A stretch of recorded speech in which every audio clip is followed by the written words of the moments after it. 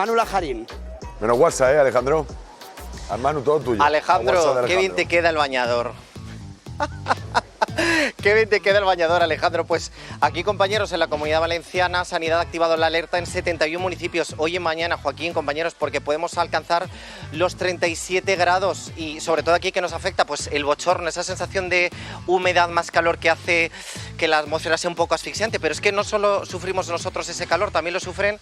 Mirad a quién tengo aquí en directo, compañeros, a los animales, los del Bioparque de Valencia, como los lemures que están viendo en directo. Y por aquí tengo a su criador que, bueno, creo que una de las soluciones es darles estos heladitos que tenemos aquí.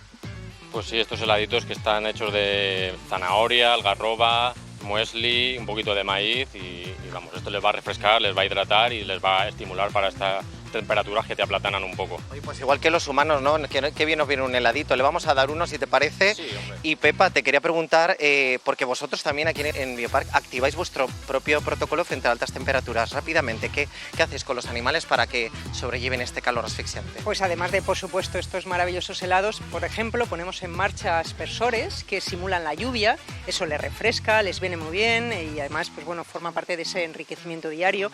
Todos los recintos tienen espacios con agua, sea rías, sean lagos, que ellos utilizan pues bueno, para bañarse y refrescarse y por supuesto también muchísima sombra que tienen por todo el parque y la dieta de verano que siempre es pues bueno, con un menor aporte calórico y mucho más hidratante Y más refrescante. agua, como la que tienen que beber nosotros, ya saben, para evitar golpes de calor. Pues aquí los dejamos, Joaquín, comiéndose un heladito tan ricamente. Bueno, gracias, Manu. Este es el aquí y ahora de Sevilla, Barcelona y Valencia. Pero ¿qué es lo que nos espera, Carlota? Buenas